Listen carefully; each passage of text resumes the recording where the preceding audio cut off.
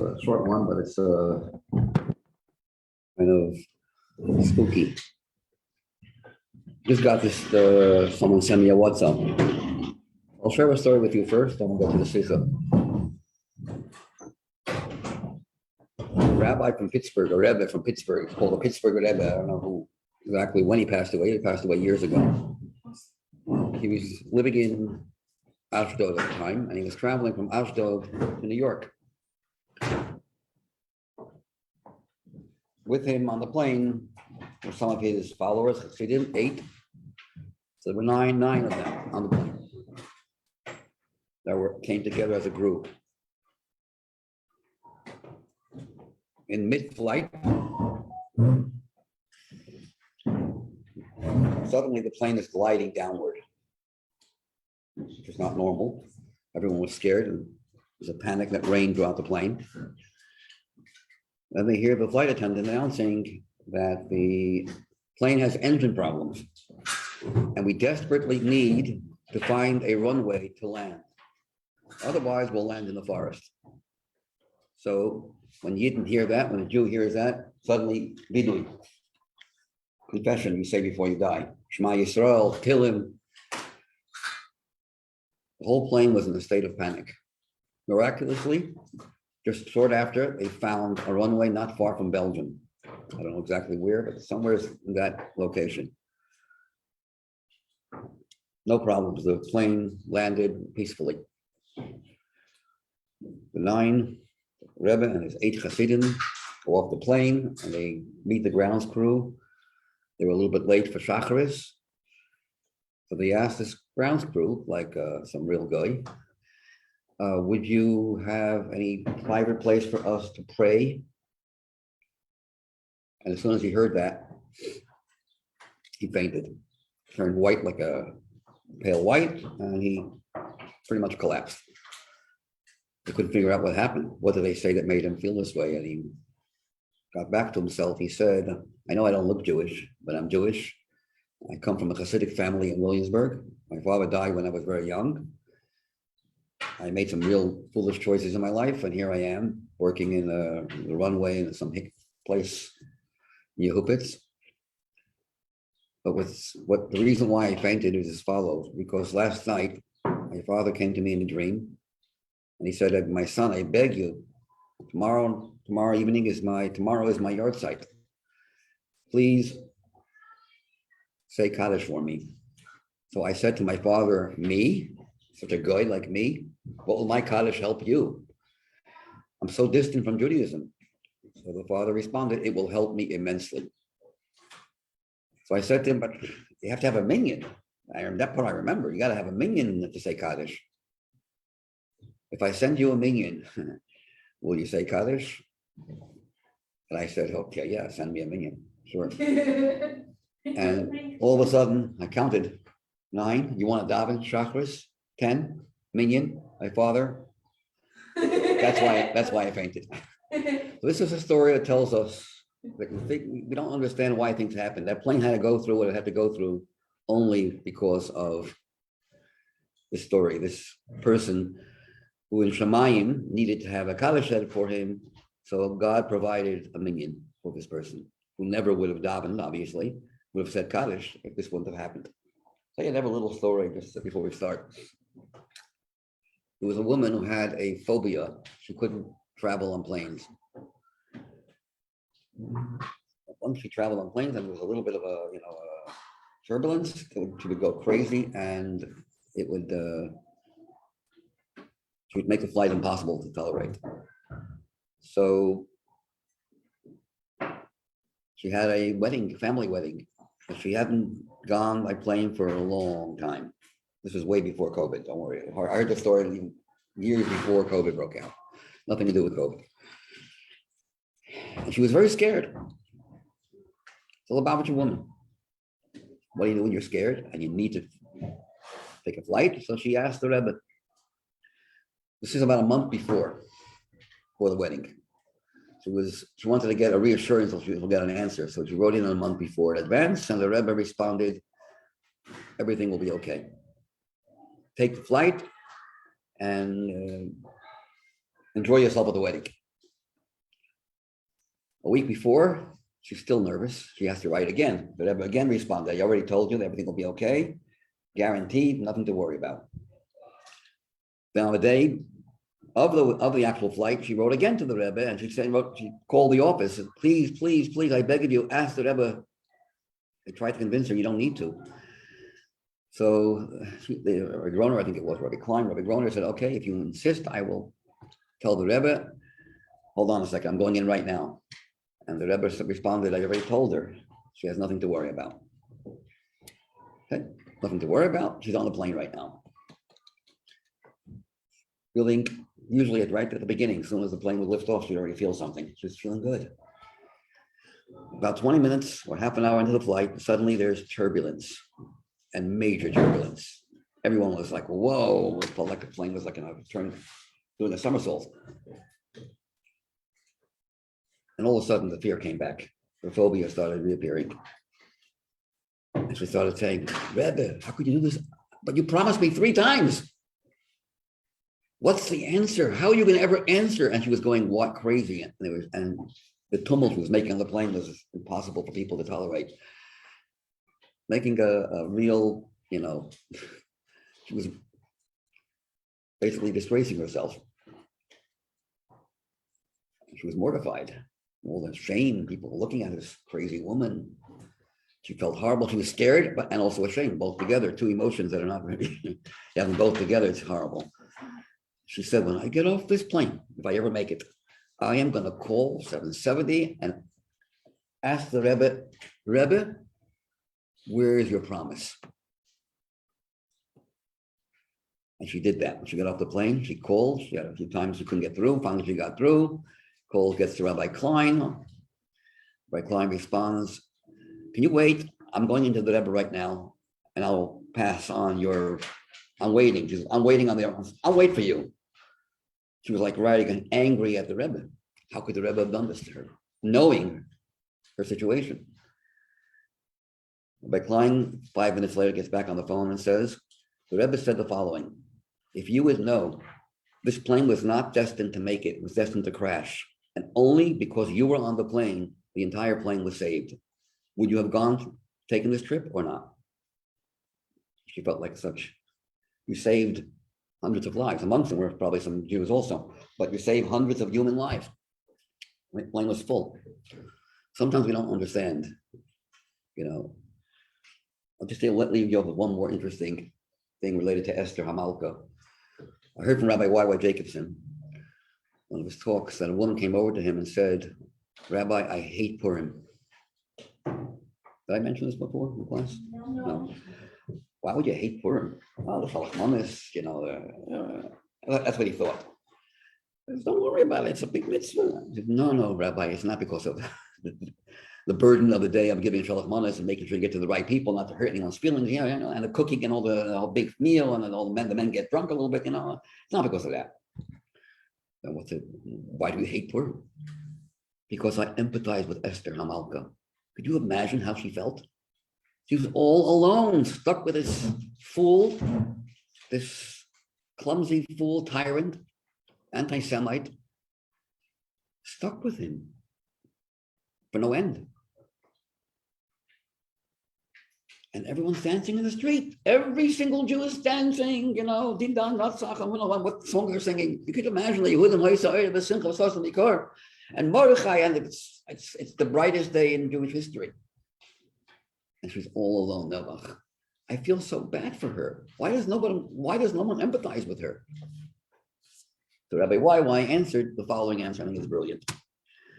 And he said, let me ask you something. If you would know, let's go back to the Holocaust. If you would know that you'd have to, I know it's hard to hear this, you'd have to become the wife of a real anti-Semite, of Dr. Mengele, or one of the other Eichmann, but if you would do that, you would have a guarantee min hashamayim that 6 million Jews who were destined to be gassed and perish would be saved. And you have to live your life, you don't know how long, with this tyrant. Your life is going to be, you're not going to die, but you will, who knows? Would you do that or not? Esther felt proud of the fact that through her, not just 6 million, or much more than 6 million Jews, Klal Yisrael was saved. You saved Klal Yisrael. Put that into context. Comparing the few years, only had two more years after the next 2 years with Achashverosh, and it was over. Would you do that? Even an average Jew probably would do that. Knowing that if you really believe that you're going to save Klal Yisrael, what greater chus is there in saving not just individuals, which is also the biggest chus, tremendous chus, saving the Jewish nation. Sometimes we don't understand. We look at things from one vantage point, and then we begin to realize, whoa, it's a lot different than what I expected. There's another story. If we have time, I'll tell you at the end of the class. Okay, the Sicha is a powerful Sicha, and the end is even more powerful than the beginning. So it's about Simcha. But a new dimension of Simcha is going to be introduced in Sicha. Let me just go over what we did quickly, summarize what we did last week, and then we'll continue. I think from Hey. Whoever needs a Sicha, it's right here. It should have from last week. So let me go over this, what the Rebbe was saying. The Sicha started off with the end of the first section of Shulchan Aruch Orach Chaim ends with Purim and Purim Katan. So the simple reason is, well, he's going in chronological order. The first holiday of the year is Pesach, and you go to Shavuos, and then you go to Rosh Hashanah, and to Yom Kippur, and to Sukkot. In between, you have the fast days, Tisha B'Av, then you get to the holidays of Tishrei, then you get to Hanukkah, and then Purim. Purim Katan comes at the end, because Purim Katan is not every single year. And even in the year when we have Purim Katan, it's only really because of, it's a consequence of Purim Gadol. Not for the grand Purim, there will be no such thing as a miniature Purim. Okay. Really nice and warm today, a little too warm. The Sicha, yeah, Purim Katan Sicha. You have it? Yeah. So the Rebbe said that there's nothing random in Judaism. To say that there's a chronological order and it just happens to be, you go in order, that Purim Katan falls out at the end. No, there has to be a thematic. There has to be a real theme-related connection between the end of Orach Chaim, which is called the way of life, the end of all the laws that pertain to our everyday life and throughout the year that are established as part of our calendar. There has to be a relationship between the end of Orach Chaim and Purim Katan. So the Rebbe began by saying, well, how does the Ramah, the Moshe Isserlish, the great giant from the Ashkenazic dynasty, who lived a little bit after Rabbi Yosef Karo, how does he end the very last words of the first section of the Shulchan Aruch? Tov Lev Mishte Tamid.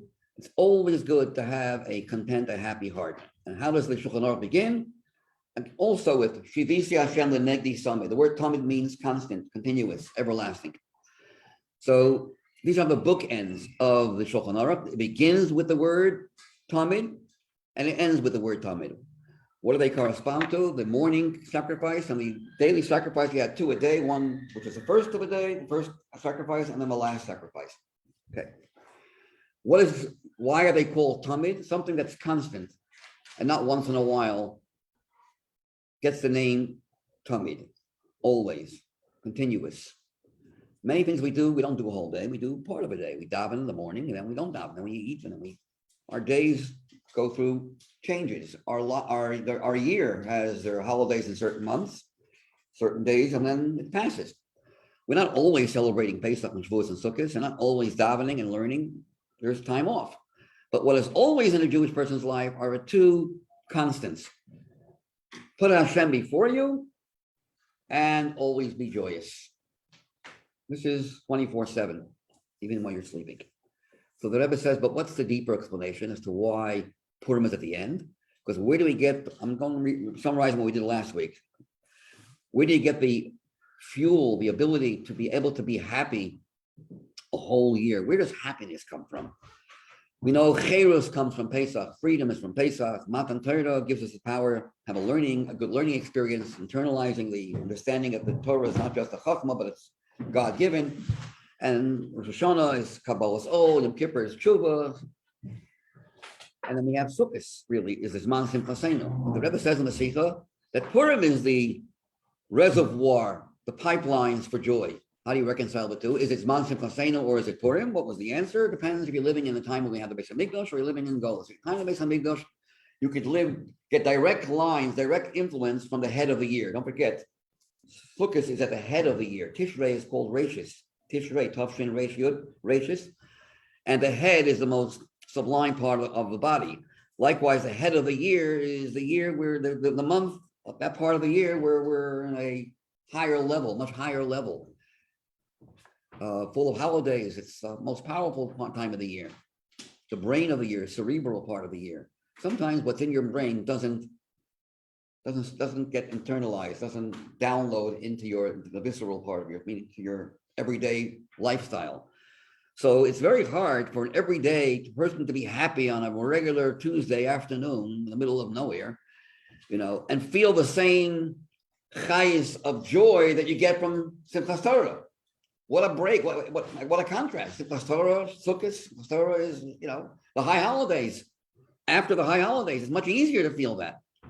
We not doing any work. We're rejoicing, dancing in the streets. How can you compare that to a regular day?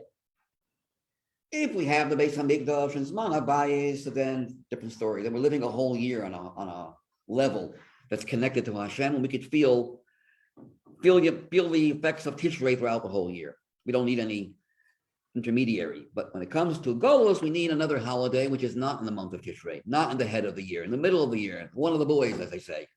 A day where you can do Malacha, a day that had to do with Golus, came as a result of Golus. That's Purim. And that's how the Rebbe reconciles the Rambam versus the Shulchan Aruch. The Rambam is talking about, the Rambam is a code of law that refers to even things that happen in the time of the Beis Hamikdash. So the Rambam mentions Simchas Torah or Sukkot as the source of joy for the rest of the year. But in Shulchan Aruch, which has to do with Golus, in Golus we have Purim. So Purim is what gives us the strength to be tamid, to be happy continuously throughout the year. But the Rebbe says, but Purim is not the end of the Shulchan Aruch. It's Purim Katan, the end of the Shulchan Aruch.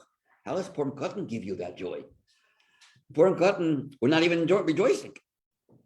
It's a regular day, but there's no mitzvah, there's no suda. If there's no suda, there's no rejoicing, and there's no Megillah, there's nothing going on that day that's special. How is it going to influence the rest of the year, impact the rest of the year? So here's what the Rebbe starts, this is what we're up to now. So we go to Ois Hey, let me just tell you where it's inside.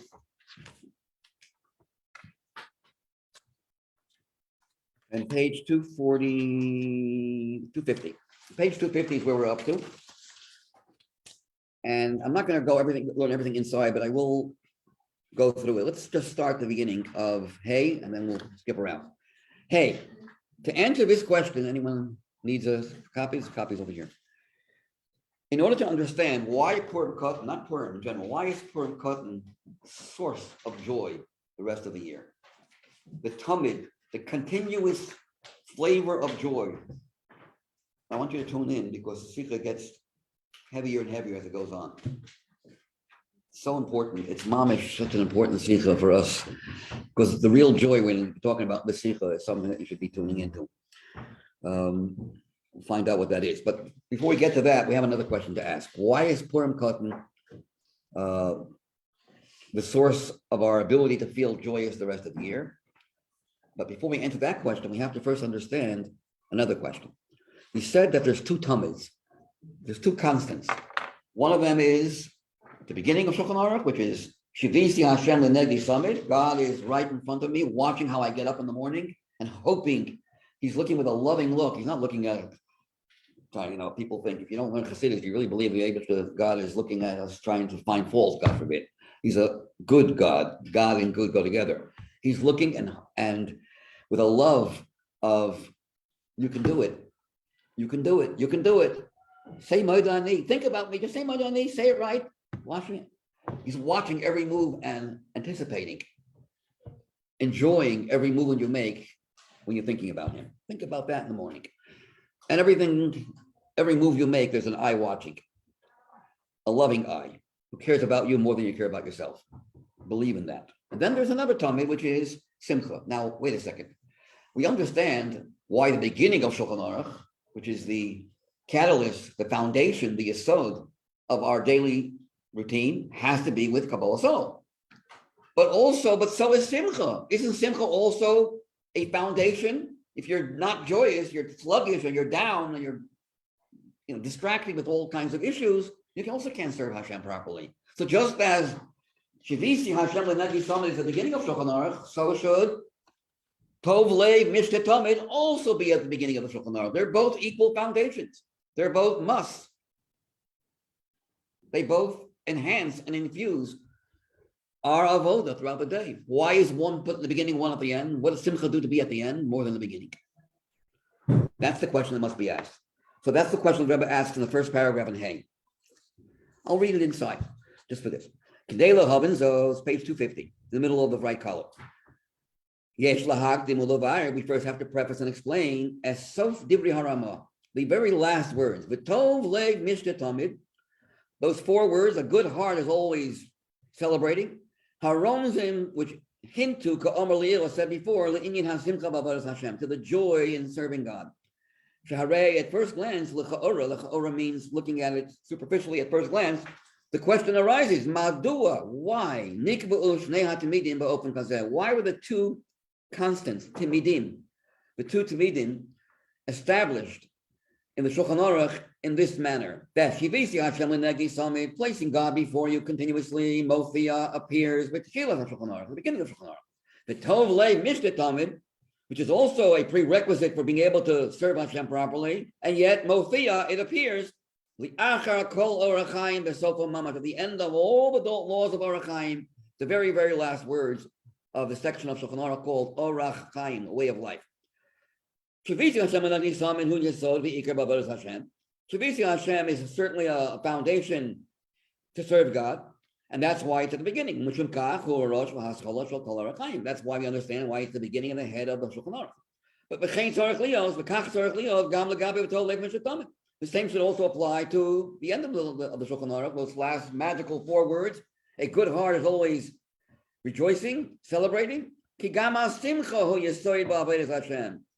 Beginning with the davening we daven. It says you have to daven only when you're happy. You can't daven in a bad mood. You're in a bad mood, your davening is not going to go well. You're standing before someone, God, where it says Oz v'chedva minkomo. In God's world, there is no sadness. So you have to feel. So if that's the case, you must be happy as well. And if that's the case, it's the foundation. If it's a foundation, why is it at the end? So the Rebbe says like this. There are two types of happiness. One of them we're not talking about. There's a happiness that's called an enhancer. It infuses, it accompanies your avodah. It's while you're doing your avodah, while you're davening, while you're learning, while you're doing a mitzvah, while you're involved in action, you need a flavor giver. You need a condiment. You need an enhancer, salt and pepper. And that is both Kabbalah soul, yes, and joy. They accompany the avodah. But then there's something that is the prologue and the epilogue. That which comes before you start, and that which is after the avodah is over. We don't mean after, meaning in time, when your last moments of your life. We mean in everyday life, there's a moment where you transcend action. We'll talk about that in a minute. So the Shulchan Aruch is not discussing the two ends as they are part of what you're doing, because then it's not possible to feel, when it comes to the simcha, you can't feel the real joy while you're doing a mitzvah because you're preoccupied with action. So if you're preoccupied with action, just like, for example, asuk, I'll speak a little Hebrew. No. If you're, let's say, when it comes to pretty soon you'll be married, you'll be a mother, you'll be having children, and it's not so easy to raise children. There's so many things you got to do. There's so many things that could, a lot of issues, good things, but even they're good things, but it's hard. You gotta get up in the morning, gotta take care of this kid or that kid, to school, be PTA. Of course, everything you're doing, wow, I have children, but you don't feel that as much because because there's something else that's going on, and the simcha is mitigated, it's diluted, it's not complete, because you'll have other things on your mind while you're feeling that joy. That is not the joy we're talking about at the end of Shulchan Aruch. What are we discussing? A whole different kind of joy.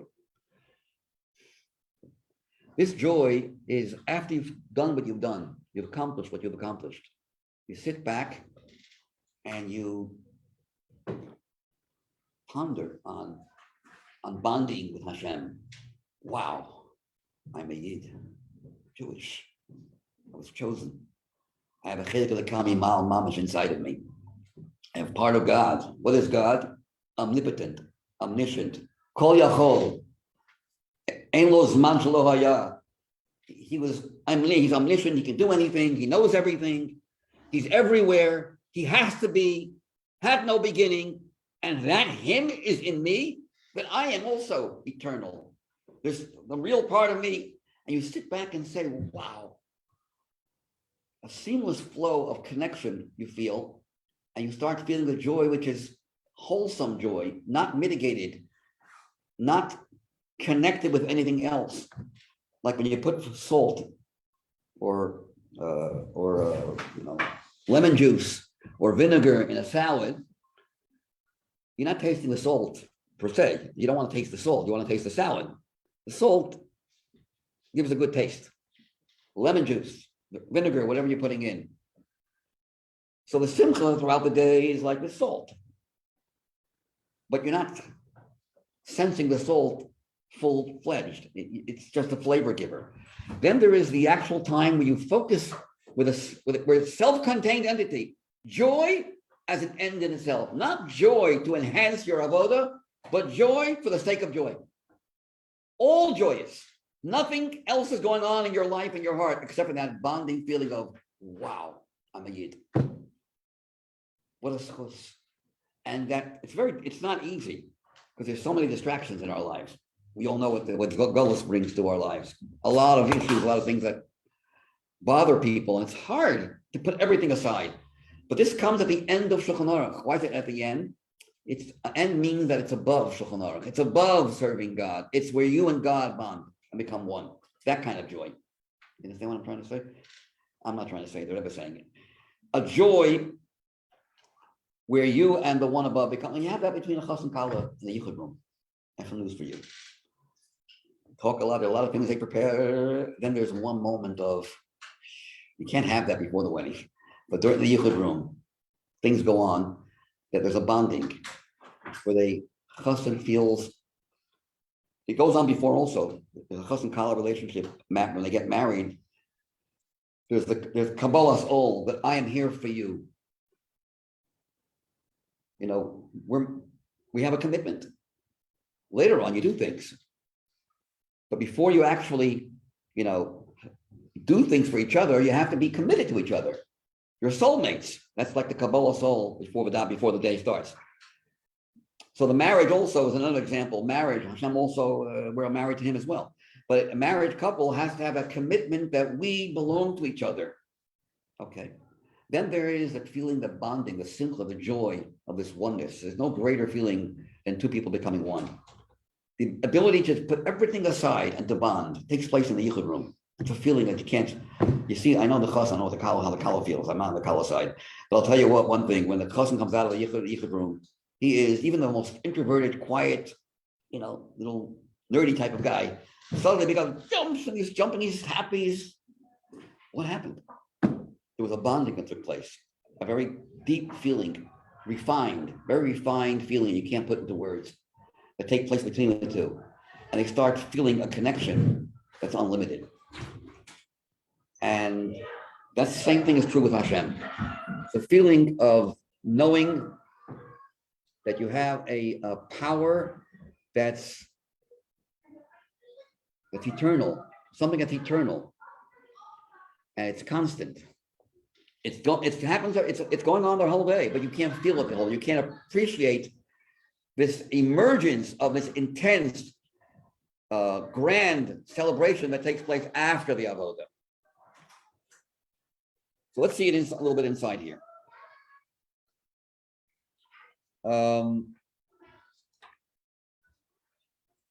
Let's go to the Achamikein on page 250, the bottom paragraph on the left side. The Achamikein, the siyum achar avodah. After you finish whatever you had to do, magiin lidei v'tov leiv mishtatomid. Then you are able to have this constant, this feeling of eternal joy. L'achar siyum avodah bo haschar. We don't mean reward. We mean the reward is the feeling you get after you finished. Shezuhi hasimcha sheyesh liyehudi al kach shekiyem es hamutlo olav The simcha you get that you fulfilled what God made incumbent upon you to do. And now you can bond with God. A mitzvah also means a connection, a chibur. The simcha zu nichin lahagia begolei rak li'achasim avodah. You can't reach the simcha till after you complete something. While you're involved in the avodah, you're preoccupied. You're asuk. You're involved. And it's not all joy. It's joy as an enhancer, but not joy for the sake of joy. It's not a self-contained entity. Whatever gives an example of Rosh Hashanah. You think you don't have to crown the king with simcha? Crowning Hashem as king and being your melech for the rest of the year is not a joyous occasion. Of course it's joyous, but you feel the joy. You feel the awesomeness of the holiday. These are the high holidays. You don't feel the joy openly, but behind the scenes, it's lurking behind. There's joy. When does it come out? When does it emerge? Full glory? Sukkot, Simchas Torah. But it was always there even during Rosh Hashanah Yom Kippur. The same is true when it comes to this joy as well. Now, the Rebbe also adds, and above, get the Zions where I want to really get to. The Rebbe adds, this is the difference between the Rambam and the Shulchan Aruch. The Rambam is talking about a simcha that comes together with the mitzvah. That sukkah is a mitzvah. And the ability to feel joyous while you're doing the mitzvah, that's the power we get from sukkahs. But the joy that transcends, that passes, that's at the end of Shulchan Aruch, that goes beyond and is above Shulchan Aruch, we'll see more about what this means a little later, then for that, the Shulchan Aruch takes so. Shulchan Aruch is giving you an eitzah and advice of how to feel this bonding type of joy. That's all joy, joy for the sake of joy, joy in its purest form. No, not diluted, not mixed. The lo murav, it's one joy and that's it. Nothing, no other feeling. So here the Rebbe goes weiter and says like this. Let's go to Zion. Now we can understand something else. At the end of the Shulchan Aruch, something very strange happens. I'll give you some history here. There's a Taz. Taz is one of the commentaries on the Shulchan Aruch, on the Ramah. So just like you have a Gemara on the middle of the page, you have a Rashi and a Tosfos. In Shulchan Aruch, you have the actual code of Jewish law, meaning the actual halachos from Rabbi Yosef Karo, and then the small print Ramah, who's called the tablecloth. He's called the table, and the Ramah is the tablecloth. On the right side, on the left side, you have commentaries, and one of them on the right side is the Taz, Turei Zav. He is Reb David Segel, who he was born in 1586 and passed away in 1667. He was great Rav and lived for 81 years. He was tremendous posek, and he quotes from an earlier posek, even earlier than him, a couple of 100 years earlier, Pashbates, Shuvas Shimon Ben Semach, I think, who says the following: even though the Ramah says that our minig is not to rejoice on Purim Katan, and he only says, make a little bit of a simcha just to satisfy those that believe, yeah, but since this person, and he even brings an earlier posik from the Balei Tosfos, say that it's really like you should celebrate it like a regular Purim. The only thing we don't do is Megillah reading, and we don't give Matanas Levyonim. But the Suda, we should have a big Suda, and some even say maybe even give Shalach Manas. We should follow that. The Ramah doesn't say it, but he hints to it. By saying Tov Lev Mishta Tamid, he's hinting not just what I said before, to increase a little bit, but he really means increase a lot. So the question that I've asked here, if the Ramah is trying to hint to us, intimate to us that we should really be happy on Purim, why doesn't he say so openly? He hints to us. Why hinting? Why are you hinting, Ramah? Why are you just hinting by saying it's always good to be happy? I'm not telling you to be happy. I'm just telling you it's always good to be happy. Tell me a story. If you want to tell me a halacha, be open. Say to me that although I said before it's good to increase a little bit, but really increase a lot. He doesn't say that. He says just 4 magical words, Tov Lev Mishta Tamid. So let's see it inside here.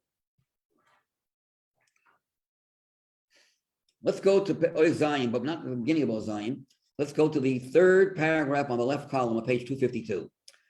Yes, Shlomas, in order to understand what true simcha is, you first have to go through and why the Ramah does not want to explicitly say that it's a custom to eat a lot. He just hints to it. We'll understand this based on the 3 things we talked about last week a little bit, Kitzer.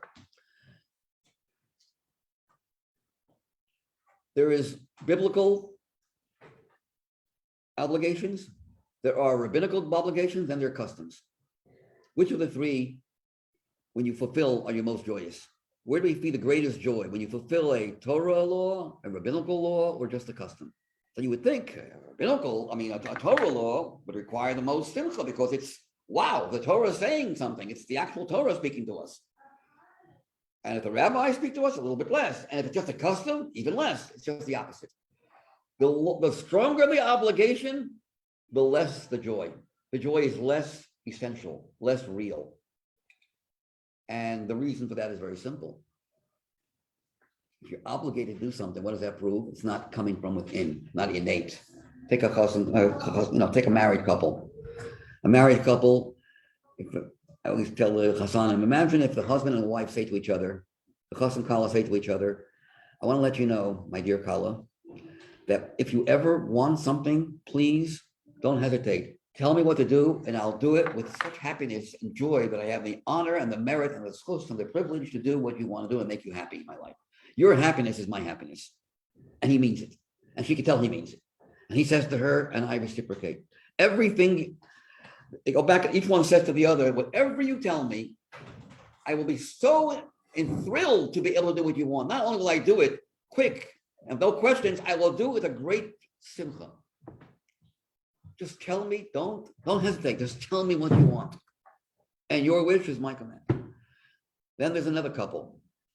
He says to her, and she says to him, don't even tell, whatever you want, don't even tell me. Why don't you have to tell me what you want? How about just hinting to me?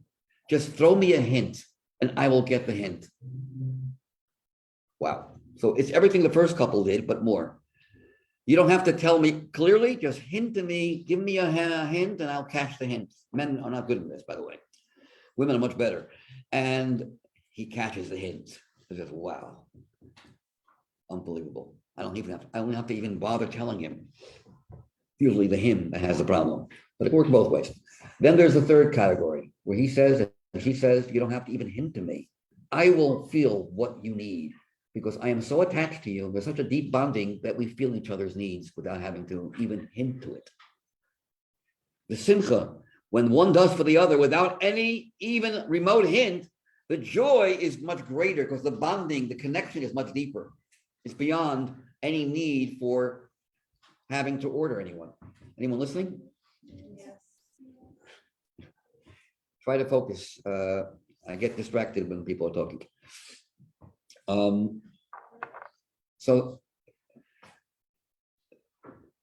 the same is true with the Torah laws when there's a very strong obligation. So there are two things that are involved. First of all, the fact that Hashem has to obligate you. What does that mean? It means that otherwise you wouldn't necessarily do it because you're separated from him. It also means that you have the obligation. You know why you have the obligation to do it? Because I'm asking for a much lower level of joy. A lower level of joy, the lowest common denominator. Nobody can say, I can't do it. Everybody can do the type of simcha that's required when it's a Torah obligation is a simcha that anyone can feel. Work on yourself. Not that difficult. If it would be difficult, Hashem would not give us this test. He doesn't give us a test and send us for failure. So the very fact that it's obligation means that it's for everyone. The lowest common denominator to make it equal for all. If it's hinted, it's a little bit more difficult. Then the Torah can't punish you, but the rabbis can intervene and they can say, the Torah gave us the right by hinting to us that we should administer certain halachos. And that's a deeper level of commitment that the rabbis, the Torah didn't say so, but the Torah only hinted it, and the Rabbanan pick up and they make it obligatory to do certain things, but that's also an obligation. Then comes a minhag. Doesn't come from rabbis, doesn't come from the Torah, doesn't even hint it. Nothing, shashtil, you don't have to do it. But Jewish people on their own, the Jews, not the rabbis, the regular Jewish people decided it's a good thing to do. I think this will make Hashem happy.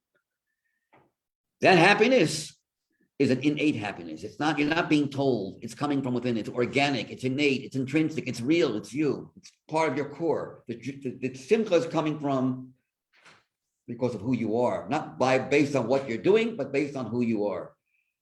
That's much deeper. So, it never goes a step further. Another reason why when you are involved in an obligation, you really can't have only joy because you have Kabbalah us all. I better fulfill my obligation. So when something is obligatory on any level, more if it's a Torah level, but even if it's a rabbinical level, there's some obligation. I better do it. While you're thinking, but I better do it, you can't be all joyous because you're preoccupied, you're asuk with other feelings. It's not just that the fact that you're told is a proof that you're not one with Hashem, and your simcha can't be complete. It's not a complete simcha, it's a lower level of simcha, but also because you can't really concentrate on simcha when you have other things. You have the worry, I better do it, I must do it, it might be too late, I better hurry up. You're preoccupied. Okay? But when something is left to you, it's left to you, and you can do it on your own. Here's the mother story. The mother, there's a daughter who's going to surprise her parents. She's going to clean the house. And she knows that the mother would love a clean house. They're going away. And the house is not clean. It's far from clean, but they're rushing somewhere. And she's like, I can't wait to surprise them. Right before the mother leaves, and Miriam, Chana, don't forget to clean the house. Make sure your room is clean. Ruined it, spoiled everything. The beauty of surprise, the beauty of showing, I love you. I initiated it. It's not initiated by you anymore. It came from the outside. Now you have to do it. And now I better do it. So there are many reasons why you don't feel the connection anymore as much as before. The mother ruined it. It's important sometimes to be to discipline, no question about that. But this organic connection was broken. Now here comes the Rebbe with a fourth level. So we have, what do we have? The Oraisa, rabbinical, that which is hinted and that which is not hinted. But before we get to the fourth level, what are the examples of these three levels of simcha? On Sukkot, we're told, the Torah says, be joyous. Then there's another level of simcha. It's called simcha beis hasho'eva. The joy of, they used to draw the water from Mei HaShiluach, a special place where they would draw the water and pour the water, libations of water on the Mizbeach. Not going to explain why that would bring joy, but this is not a Torah obligation, clearly. It's oral tradition. The rabbis found a hint in the Chumash for it. It doesn't say clearly about rejoice as you see the water being poured on the Mizbeach. And that joy is much greater. It says whoever didn't see that joy doesn't know what joy is. Everyone would congregate the night before. They would all be standing and it would be throwing all kinds of things. Rabbis would be making tricks with their hands and dancing. And it was a sight to see, like you see in Crown Heights during the, get a taste of it, what it used to be like. Then the Simchas Torah, everyone is involved. There are no spectators. Everyone is involved in the Simcha. Now, interestingly, it's the same Shulchan Aruch. There's no Gemara anywhere, not in Bavli, not in Yerushalmi, not in Jerusalem Talmud, not the Babylonian Talmud, not even in Shulchan Aruch. Does it say that you have to, that the rabbinic rabbis decreed you have to be joyous and dance, take out the Sefer Torahs and go around the bima? Doesn't say anything like that. Doesn't say a word about a rabbinical obligation either. The Ramah, same Ramah, Ramosha Isulish, says the minhag is that Jewish people have a custom to rejoice in Simchas Torah. And guess what? It's the greatest simcha of the year. Much greater than we accelerate in our joy. Sukkot, then dancing in the streets, and then there's Simchas Torah, the highlight, the summit, the pinnacle of joy. So what do we see from here? The less obligatory, the less you have to, the more and the deeper the simcha. Says the Rebbe, I have some news for you. Now I will be able to explain to you the question we asked before. Why is it that the Ramah, the end of Shulchan Aruch, who's hinting that we should really go for it, have a party on Purim Katan, why doesn't he say so? Why doesn't he say we should conduct ourselves with great joy? What does he say? He quotes a pasuk. Figure out yourself. Say it. The answer is that Purim Katan Simcha transcends even the Simcha of Simchas Torah, but it's a quiet Simcha. It's a Simcha you can't say, you can't talk about. You can't even say it's a minhag. Because the moment I say that the Ramah says it's a minhag, a minhag of Ramah, how can I not do it? You feel obligated again. Then you're involved in obligations. You're involved in a checklist. Gotta do it. It's not a checklist. You're sitting back and it's coming totally from within. I can't tell you to be b'simcha. I can hint to you. Either you catch the hint or not. And if you don't catch the hint, it's fine. Don't feel guilty, by the way, because feeling guilty is the worst thing you can do to yourself. Try to feel who you are. Try to bond with who you are. There's a seamless flow between God and the Jewish people. You are an ambassador of love. You're an ambassador of holiness. You're one with Hashem. If you're one with Hashem, how could there be any room for a lack of joy? How could there be any questions about being joyous? There's only joy up there. There's confidence and joy and eternal joy. The question is, are we blocked? In Gullus, there's a lot of blockages. In Geula, and by the way, it's interesting. There's a famous Gemara that says, mitzvahs will be voided in the future.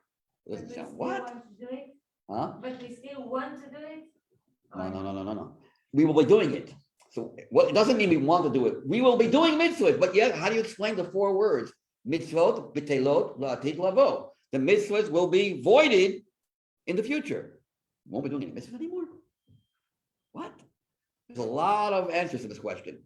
Let me give you the Rebbe's answer. The Rebbe's answer is, of course we will be doing mitzvahs, but there will be no longer a need for the commandment. The tzivui, not the mitzvah will be done. We will not be in need of being told. It'll be organic. Your hand, I'm moving my hands right now. How does my hand respond? Baruch Hashem, I'm healthy. Because it's an organism that's connected to the brain. If I'm saying something, I'm saying hand move, the hand says, excuse me, why should I move? See a doctor, see a neurologist very quickly. It's a sign of a medical problem. That's what stroke is all about. Healthy people, there's a circulation of blood, and then brain says, hand does, immediately. There's no need to command. The brain has to just want. It's even more than a Merkava. We're talking about the idea of Merkava, which is like you're driving a car. The car doesn't have a brain of its own, it just goes where you drive it. Unless you have my car, then it drives where it wants. But normally cars don't have their own, way of thinking. All right, well, horse in the old day, horse and buggy. But the horse is not you. You got to do something to make the horse move. You got to turn the ignition on in the car. You have to do nothing. You just have to want, and the hand reacts. It's part of one body. Us at love will be so close to Hashem, we will feel what He wants without having to be told. That will be voided, not the mitzvah. We will no longer be doing mitzvahs. We will be doing it automatically, spontaneously, organically, intrinsically, as part of our being.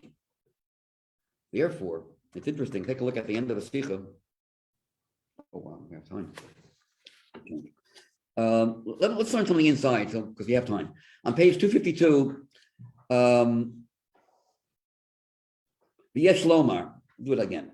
The Yesh Lomar. I'm going to go over the three before we get to the end of the Sikha. The Yesh Lomar on page 252, the second column on the third paragraph, the last paragraph. The Yesh Lomar. The different levels, different levels of joy that we find on the level of obligation of simcha. There are different levels. Number 1, rejoice in your holiday. Everyone has that ability. Just like you can be happy. The joy also is obligatory, clear, and therefore you can't get away without doing it. The second simcha is that which is connected, of the spilling of the water, libations of water on the Mizbeach and Chag HaSukkot. That's halacha l'Moshe Sinai, but it's not openly mentioned in the Chumash. She'eino mefurash behedya, it's not explicitly mentioned. B'Torah shebeksav, rak medurabanan, the rabbi somehow found the support. Samchu akroi. Okay. Samchu means they found the support. Akroi on the psukim. They found a hint, mem, yud, mem, mayim. Took 3 words and they found a mem, yud here and a mem here, means you should. Anyway, it's not open. Shezui simcha beis ha'eva. V'yesh simcha shel ha'akafot. The Shmini Atzeres Simcha Serta, we have the simcha of the hakafos, of the going around the bima with the all the Sefer Torah. She'eina chova achmat divrei sofrim, but el minig bilvad. It's a minig mentioned in the Ramah. There's not one single Gemara that you'll ever find for, as we said before, even the Gemara, Talmud Bavli, the Torah Shebal Ped, doesn't say a word about being happy in Simcha Serta. Became a minig later on. And the Ramah says, keep it. Now, Ulamaisa, page 253. In actuality, what do we see? Honoruim Simcha Beis Eva Gedola Yoster is a much greater Simcha. Simcha Yesera Leuma Simchas Yontif B'Chlal. It's a much greater Simcha compared to the Simcha of Yontif. The Simcha HaKopes Afi Av Gedola Yoster. The Simcha of Beis Eva is greater than the regular Simcha of Holiday of Sukkot, and the Simcha of Shmini Atzeres supersedes everything. But this is whilst Asher B'Simcha Beis Eva Yesh Havdolim Ben Yehudim B'Tochen HaSimcha. There are differences in who is involved in the Simcha. Not everyone was dancing. There were spectators watching the dancing. Only great people. Everyone else was just watching and rejoicing with the people that were dancing. The Ilu Kolham Boim Liras Lishmo. We come just to listen and to hear.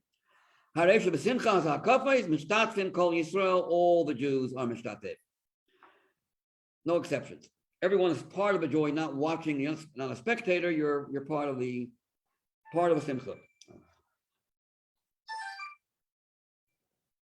Before Al-Kach, what's the reason? The question is the answer. You know why there's more Simcha on Simchas Torah? Because there's less it's less of an obligation. The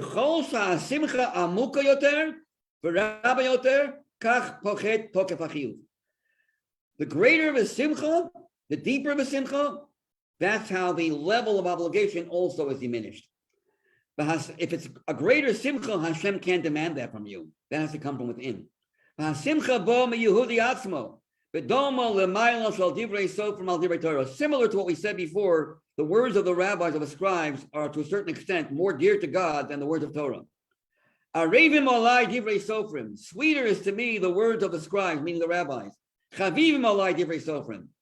So if that's true about rabbinical obligations, then it's even more true if it doesn't even come from the rabbis. It comes from the Jewish people, the Babbas and the Zaydas. They're the ones that said, let's do it. Not every minhag that everyone does is holy. I mean, got to be careful because the word minhag can also be Gehenna. If you rearrange the letters minhag, you got to be careful. But a Jew who's authentic in his Judaism and is God-minded will come up with the right type of being, customs that Hashem will say, how did you know me? How did you know exactly what I wanted? But you can't tell the Jew to do that because first of all, it's too deep to force a Jew to do something that's beyond. You can't tell every Jew to do it. It depends on who the person is. Can't make it obligatory. It's too deep. I can't tell you be. I can tell you what to do, how to act. I can't tell you become this person. So a simcha, that's a minhag type simcha, is a simcha of being. So that has to come from the wind. And if you have this feeling, this intuition that Hashem will want, and you happen to be right, that shows who you are. It shows how deep your level of connection is with Hashem, that you're one with Him. I remember the Rebbe at a Fabrengen, Shavuos Fabrengen, 1964. I wasn't there, but I heard it from my father. What he said, what happened at that Fabrengen.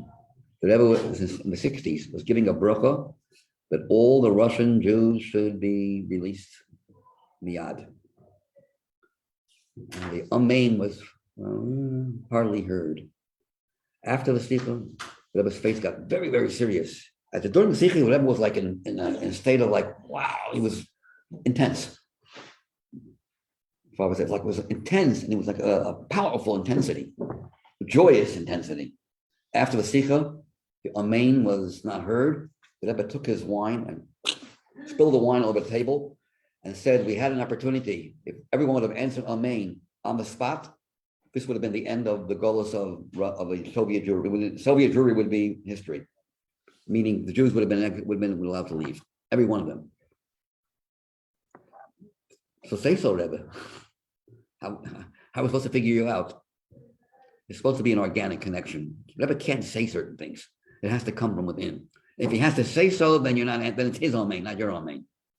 Like the Rebbe once told somebody, didn't want to grow a beard, and don't tell him what I'm saying it. Don't tell him what I'm suggesting, because then it'll be my beard, not his beard. It has to come from within. So that, in order for that amen to work and to free all the Jews, the Jewish people themselves had to feel the need of answering amen, and they didn't. Another example, the Rebbe in Purim Tufshin Tezvav, 1955, the Rebbe was very, very high at that Purim Fabrengen. Again, I wasn't there. This time I wasn't old enough to be there. And the Rebbe started saying, anyone who wants a bracha for wealth, raise their hand. 3 people raised their hand. The Rebbe said, I'm giving you a chance not to have to bother me with all your problems, and 3 people answered, you're trying to, conduct yourself like a real big chassid who's beyond, To be like smart. Be like smart, and I'm who?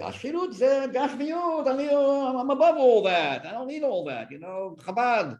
Rebbe called it Chabad shtusim, Chabad foolishness. You're giving a bracha, take it. My nephew, who's Baruch Hashem right now, a multi-millionaire, he said that a few weeks before he got into this business, where he became rich, he was learning something in the middle of, right before he fell asleep, and he had a dream. The Rebbe was saying, if you want to become rich, raise your hand. So in his dream, he raised his hand. It was a very vivid dream. And then right now, Baruch Hashem is a multi-millionaire. Wow. But sometimes you have to be in touch. You got to be in touch. It's hard. You got to be in touch with the flow. No distraction. That's Golus. Golus does not allow us to be who we really are. We are incredible people, all of us. Everyone, different not one level of being incredible. There's different levels, different colors.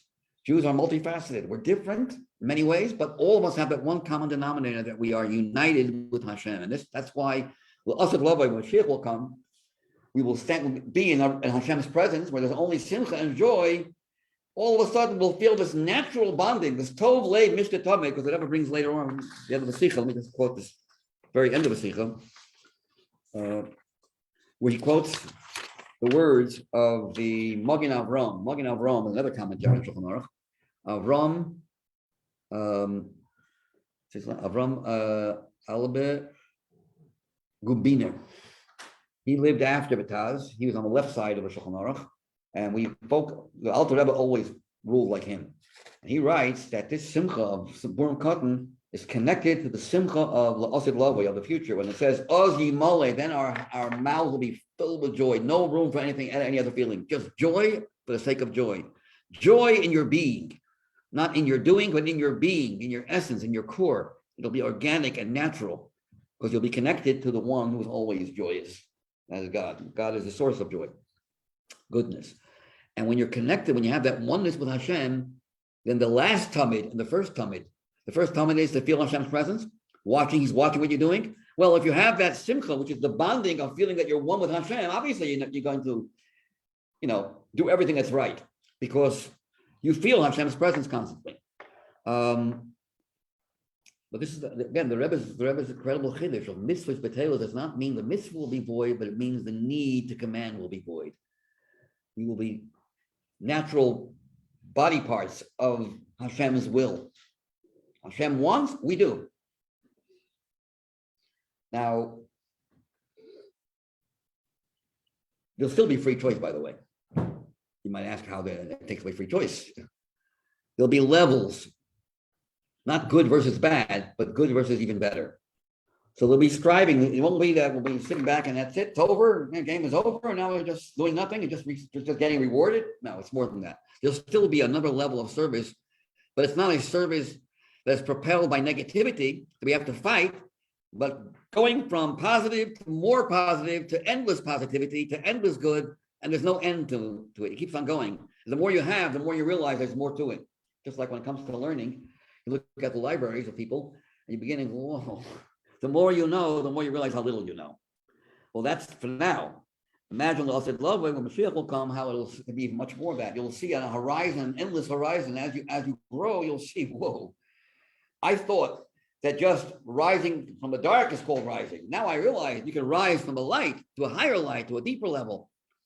And as you grow, you are given a new horizon of how great the growth can be. Okay. Now, I want to finish the Sikha inside. Let's see the words inside. On page 254. So again, what do we have over here? We have, I got one more thing, sorry. The reason why the Ramah does not say openly that it's a custom a Jewish custom to rejoice on Purim Katan, but he would say so, that would make it obligatory. How could I not do a minhag? Come on, I'm not saying it's a minhag. So he doesn't say so. He's letting you know Purim Katan is a day where we have nothing going on that day, just joy. There's no mitzvahs, no Megillah reading. The other Purim, you're too preoccupied. Yes, unbelievable simcha, but at the end of the day, good morning, shalom manas. I got to make sure this person gets, that person gets. We exchange and we're busy. You're busy. You can't be all joyous. The joy is there, obviously. You feel different, but it's not just joy. Joy is not the end. The end, as opposed to a means to an end. The end of Shulchan Aruch also means it's endless. Yeah. And it's also an end, not a means to an end, not a facilitator. That which helps you do a mitzvah properly. You're not doing anything. Now, this is going on throughout your whole life. Every day in your life, you have those moments. You could have those moments. What gives us the strength throughout the year, a regular Tuesday afternoon, that we can find moments where we can rejoice in our being a conduit for Hashem and just enjoying that bonding experience? We get that, we derive that from the boiler room called Purim Katan. The other Purim gives us the ability to feel happy while we're doing a mitzvah. The joyous part, the revealed joy. Simchas Torah, Sukkot, we have the Beis Hamikdash, but we need an intermediary. So yeah, that's the grand Purim is for the other level of joy, the joy of a mitzvah. But the joy that comes after the mitzvah, higher than the mitzvah, the end, the ultimate, the part of us that's endless, our core, our essence, that is derived from Purim Katan. The day that says a regular day, you have plenty of time just to focus on simcha, on joy. Focus on who you are. And it's so deep that you can't tell people to be joyous. It's so deep that many people don't have this ability to do it. Simchas Torah, the minhag helps us. The fact that it's a minhag helps us follow the minhag. But here the Ramah says, I'll tell you a story. If you're really, really good-hearted, you'll always be joyous. I'm not saying anything. You won't. You don't have to. Don't feel guilty. Negative feelings are the worst thing in the world. Negative feelings, guilt feelings, are that which block you even more. On the one hand, it shows you care a little bit. Yes, if you're guilty, it shows you care. And guilt could also be used for good. If without the guilt, you're not going to do a mitzvah, and with the guilt, you will, yes. But it's like dirty water can extinguish a fire, but don't drink it. So it's good if it saves you from a fire. But if you want to drink it, internalize it, no. Guilt is bad, and guilt pulls people down. It could pull you down. Just forget about everything. Focus on who you are. You are Zeicha, so many millions of people, billions of people. And he chose these neshamas over here, sitting here, including me, sitting here. These are the people. These are the holy people. These are people that I, Hashem, the King of all kings and the Creator, the one who not only was always, has to always be. Can you stop and think for a second? Because I go crazy when I think about this. An absolute being. I'm trying to share with you. You know what it means to have to be? What has to be? Is there anything that has to be in life? Besides God. We happen to be here. We didn't have to be. Our existence it's circumstantial. Our existence didn't have to be. God made it, so we are. We're here. The world for sure is not have to be. It's an existence that God created, so it happens to be. God doesn't happen to be. He has to be. If you think about that, ponder on that, you go, whoa, but guess what? You have him in you. That part of him, you have that element of, I have no beginning. I start everything and everything comes from me. And there's no need for me to ask, where did I come from? It's called the Chuyav HaMetzius, an existence that has to be, that is, I have no words for this. And that piece of him is in you. Just focus on that. So don't get carried away with avoda. That's great. Simcha during the avoda is important and it's wonderful.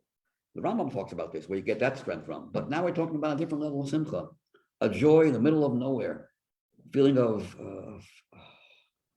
wow, relishing what you have, who you are. It's the deepest simcha in the world. And you need a day like Purim Katan where nothing's going on except for simcha. Simcha b'taharasa in its purest form. I was going to tell you another story, but we don't have time for it. A powerful story, also a Holocaust story, but we were leave another time. I told the story 2 years ago, so I don't think anyone remembers from 2 years ago. Maybe last year or something. Maybe Maya is the only one who might remember if I did tell it last year. But I'll let you go. Have a wonderful afternoon. And I'm sorry I didn't learn too much inside because I wanted to cover the whole Sicha. It's a powerful Sicha. There's one more thing I'll show you, just one quick, very quick. On Shabbos, we also have, and just like in mitzvahs, we have 3 levels. In Averis, we also have 3 levels. 39 malachos on Shabbos. Then there's how you speak on Shabbos. That's rabbinical, or it's hinted in Tanakh, but it's not. There's no punishment for it. If you speak divrei choil on Shabbos, it's wrong, but you don't get punished for it. And then there is thinking like a thinking Shabbosik. That's more. You're allowed to think about your worldly pursuits even on Shabbos. No, you can't. It's not prohibited. So if you're just involved in action, you fulfill all the actions, but you speak divrei choil.